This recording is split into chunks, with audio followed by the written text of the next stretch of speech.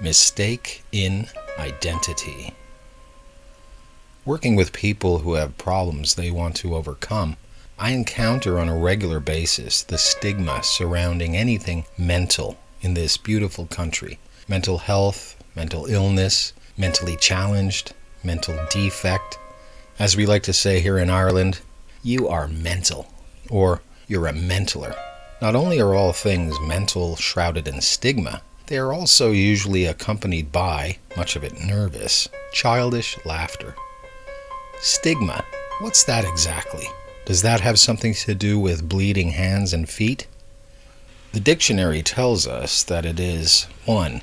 A mark of disgrace or infamy, a stain or reproach, as on one's reputation.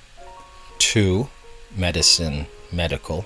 A mental or physical mark that is characteristic of a defect or disease, the stigmata of leprosy. B. A place or point on the skin that bleeds during certain mental states, as in hysteria. Synonyms include blot, blemish, spot, tarnish. No wonder people want to avoid feeling stigmatized.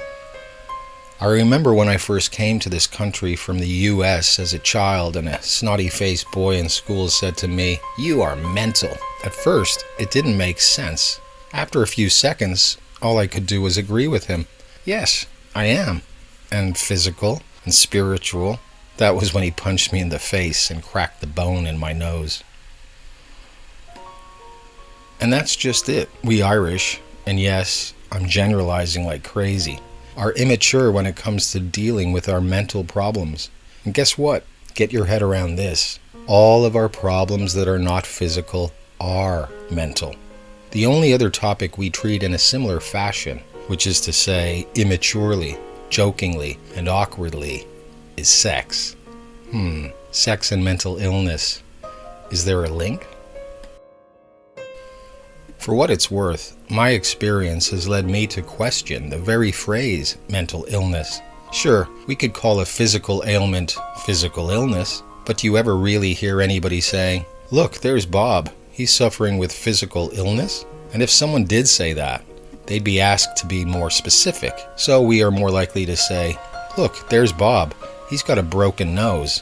But somehow, physical in this regard is treated differently than mental.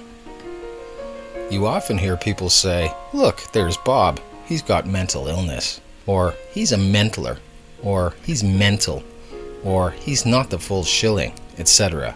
ad nauseum. And, yes, people are sometimes more specific. She's schizo, he's psychotic, they're clinically depressed. And you can bet your last euro that they don't really know what they're talking about. A friend of a friend recently told me, an hour after meeting, that his psychiatrist told him, the friend, not the psychiatrist, although chances are he probably was too, the psychiatrist I mean, that he was psychotic. He asked me what I thought. I told him that I wasn't sure what it meant other than having delusions and hallucinations. But who doesn't have delusions and hallucinations from time to time? I know I do. I know most people I know do. I mean, take religious people, and there are apparently billions of them. Some would call them all delusional, on the basis that they believe in things for which there is no evidence. And do they not, well, the Christians at least, have hallucinations all the time? What with statues crying and moving and bleeding all over the place? If we are to believe the claims, Ireland's awash with statues that can't stay still. I asked the friend of a friend what it meant, psychotic. He didn't know. I asked him if he had asked the psychiatrist. He had not. I asked him if he was going to, and he said no. Why? Because, he said, the psychiatrist probably wouldn't know either. I agreed with him there. Go ahead if you don't believe me. Ask a psychiatrist yourself. Ask him or her what psychotic means. And while you're at it, ask him or her what clinically depressed means, or chemical imbalance. I have asked many so-called mental health professionals about these phrases in search of a better understanding, and continue to get different answers each time. Is it any wonder we behave the way we do when talk of mental comes up when you consider how little the supposed professionals really know. And when you take into consideration their attitude towards mental problems, it starts to get clearer as to why there is still a strong stigma, one that I believe, particularly here in Ireland, is still a big problem. Sadly, I've read recently of children committing suicide. Children, for Christ's sakes. How bad is the professionals' attitude to mental health issues here in the land of saints and scholars and animated statues? I'll tell you a true story, and you can draw your own conclusions. A man, we'll just call Bob for the sake of privacy, this is a different Bob, was feeling a little low, lacking energy and feeling blue. Did you ever feel like that? Every Monday morning, I imagine I hear some of you say, "Uh-oh, a voice in my head?" Bob calls up his local GP and arranges an appointment. He sits down in a chair by the doctor's desk and is asked what the problem is. He replies, "I'm feeling a little low, lacking energy and feeling blue." The doctor tells him, "You are depressed." Bob tells the doctor, "No, I'm not depressed. I'm just a little sluggish, feeling a bit down." The doctor restates his claim, "You are depressed," and turns to his computer screen, where words appear in a flurry as he stabs away at the keyboard with 2 fingertips. A few minutes later, he stops and asks the second question. "Do you hear voices in your head?" Bob says that he wanted to say, "Of course I hear voices in my head. Where else would I hear them? In my knee?" Here's what Bob actually said. "Yes." Now, I don't know about you, but like Bob, I, too, hear voices in my head, and nowhere else do I hear them. Sometimes I hear my mother's voice, or my father's, or my own telling me off in a harsh tonality, or the voice that's always yakking on about everything, making judgments and passing comments. In fact, for me, up until the age of 39, there was never a quiet moment in my skull. How about you? Anyway, believing he was really onto something, the doc asked his third and final question. What do they tell you? Now, again, I don't know about you, but that doesn't sound like the cleanest question I've ever heard.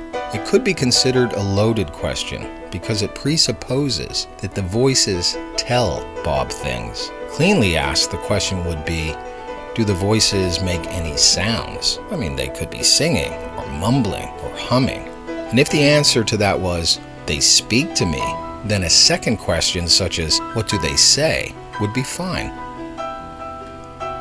When Bob said that the voices sometimes, when he was feeling weak and blue, might say something like, "What's the point?" the doc let out a satisfied sigh and turned back to typing. A few moments later, he handed Bob a prescription for antidepressants and an introductory letter to visit a psychiatrist, and urged Bob to do both things as quickly as possible.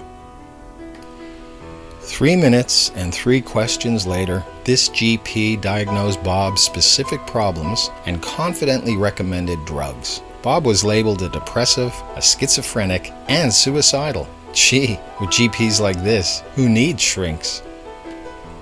Fortunately for Bob, he thought a second opinion might be in order and saw a Mindfield guide. Yes, yours truly, who asked him if anything out of the ordinary or anything significant had happened leading up to the time Bob began to feel weak and blue. Bob said, "Yeah, my mother just passed away." Feeling as though he was actually being listened to with an intention of understanding instead of categorizing and being attached with some label, he told me what the real problem was, what he would have told the GP if he'd only been properly questioned and listened to.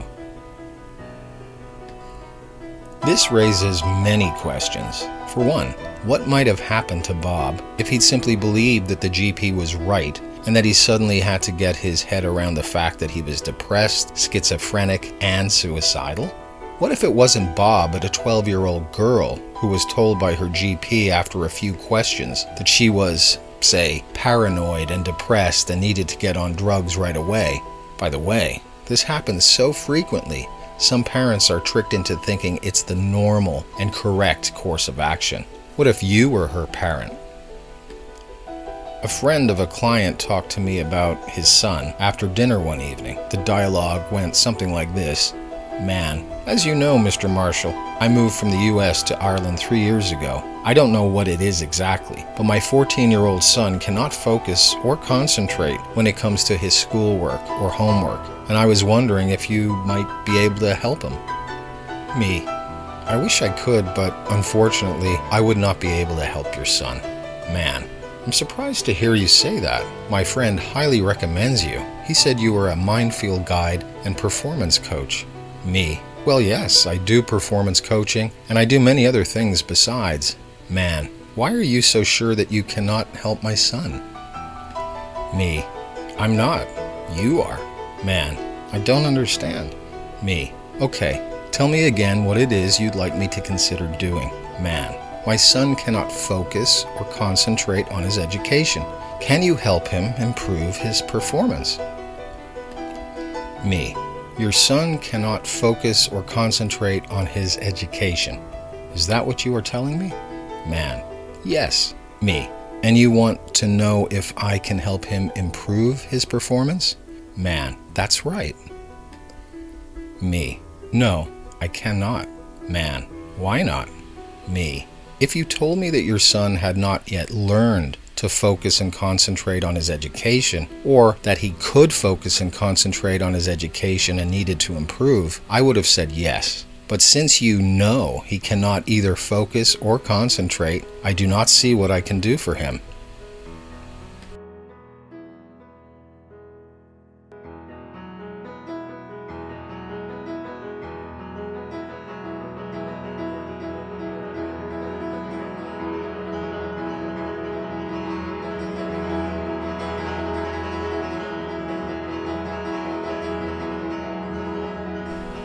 Labeling people can be dangerous. Saying that somebody is this or that is limiting, if the person believes the label, and it takes away choice.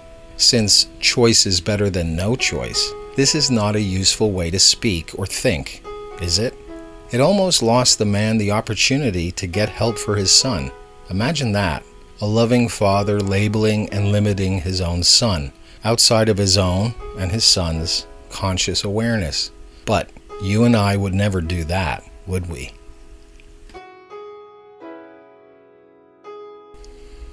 With the stigma surrounding mental health, mental illness, it is easy to see why so many people do not seek help. Their problem is bad enough without having to add another on top of it. And as long as this pervasive, unspoken agreement prevails, I believe so too will the problems it can mutate into, such as addiction, depression, paranoia, schizophrenia, and suicidal thoughts and tendencies, and death from suicide.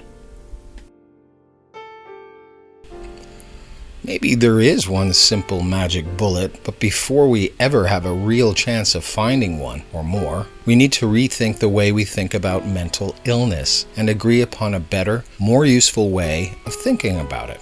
In short, it needs to be reframed. Here in Ireland, it is apparent that people have, for the most part, conflated the idea of learning something new with the idea that somebody's suggesting that there's something wrong with them. For example, I developed a service called Metacopy a few years ago after getting more familiar with the linguistic side of NLP. If you gave me copy already written, in a manner of speaking, I would feed it through a linguistic sausage machine, and it would come out the other end more powerfully persuasive to a larger audience, getting you a higher response to your call to action. Like me, you might be forgiven for thinking that copywriters here in Dublin's queer city would be interested in something like that. I made many phone calls, to no avail. Here is an amalgamation of the conversations. Me. Hi, Mr. Copywriter. My name is Owen, and your MD told me I should speak with you about a service I offer. He said might be of interest to you. Do you have a moment? Mr. Copywriter. What is it? Me. Well, it's a fairly small measurement of time, but that's not important right now. No, I didn't really say that, although the thought ran through my head. The thing is, I saw some of your copy on your website and must tell you, it's very good. Mr. Copywriter.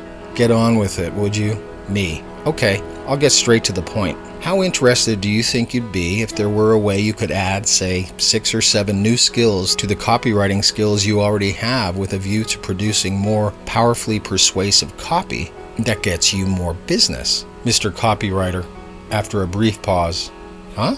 There's nothing wrong with my writing. Me. Well, thanks for letting me know. And I was wondering if I could just ask you one last question.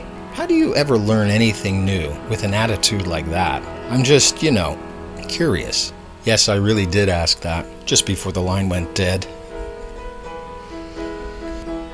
Instead of treating a problem, fixing something that's broken, correcting something wrong, etc., we might consider that we could just as easily say, learning something new. It might go something like this. Bob has a situation he would like to change. So does Wendy. The situation Bob wants to change is about being able to drive a car. He cannot drive because he hasn't learned how to yet, but has decided to now. The situation Wendy wants to change is about being afraid of dogs. Her doctor said she has a phobia. She cannot not be unafraid of dogs because she hasn't learned how to yet, but has decided to now. Bob looks for and locates a person qualified to teach him how to make the changes he wants by learning to drive. Bob takes lessons, practices, learns. Wendy looks for and locates a person qualified to teach her how to make the changes she wants by learning how to be calm and confident around dogs. She has one session, practices, learns. Now, what do you think about Bob? Wasn't he smart for knowing what he wanted to change and then finding out how, learning, and then doing? Yes, of course. Well done, Bob. Oh, but what about poor old half-witted Wendy? Isn't it sad? But no surprise, mind you. Remember the problems her indigent father had? To hear that she has got, problems, points finger to head and rotates it, and has to get treatment, therapy, help from some sort of head doctor? Imagine not knowing how to be unafraid of dogs. I was never afraid of an animal in my life. Well, I was a little scared of a mouse that ran between my feet once and caused me to lose balance and bang my head into the counter, but who isn't afraid of mice? Anyway, I always said Wendy was a little tardy, if you know what I mean. Wink, wink. Obviously, there's a big difference here between Bob and Wendy, right? Wrong. If there is any reasonable reason for Wendy to feel a stigma, then it goes equally for Bob, and vice versa. If you want to dig for differences, I am sure you'll find them, as you will also if you dig for sameness. You can see things any way you want to see them, and that includes seeing them in ways that are more likely to get the change you are looking for than others. And it might surprise you to know just how similar the procedures for Bob's and Wendy's change were. In a nutshell, Bob's teacher modeled the process of driving a car: components, attitudes, behaviors, beliefs, sequences, timing, etc. And through repetition, feedback, and instruction, Bob learned how to drive. It took him only 9 one-hour sessions. After that, Bob knew how to drive and never looked back, except, of course, when reversing. A little driving instructor humor I throw in free of charge. What about Wendy? Wendy's teacher modeled the process of feeling calm and confident around dogs: components, attitudes, behaviors, beliefs, sequences, timings, etc. And through repetition, feedback, and instruction, Wendy learned how to overcome her phobia. It took her one 45-minute lesson. After that, Wendy knew how to be calm and confident around dogs and never looked back. Who do you think was mentally defective now? Thinking that there's something wrong with Wendy and not Bob, or any variation on the theme, is what should have a stigma, if anything should. If you insist on stigmatizing anyone who wants to learn something new, then may I suggest that it's you, not them, who has the mental problem? But if that's the case, do not fear. It's not really a problem at all. It's just your opportunity to recognize that this attitude is old-fashioned, ill-conceived, and useless, and one you want to change now. And you can, if you can learn.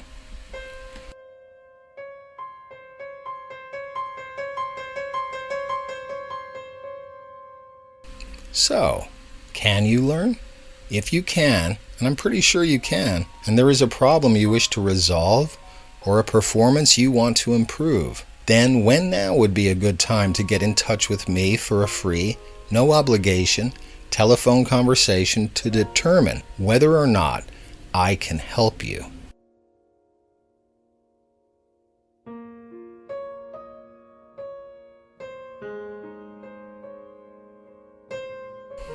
If you are ready for change, I am ready to take your call. Thanks for listening. Please like, share, and subscribe. And until next time, keep passing the open windows.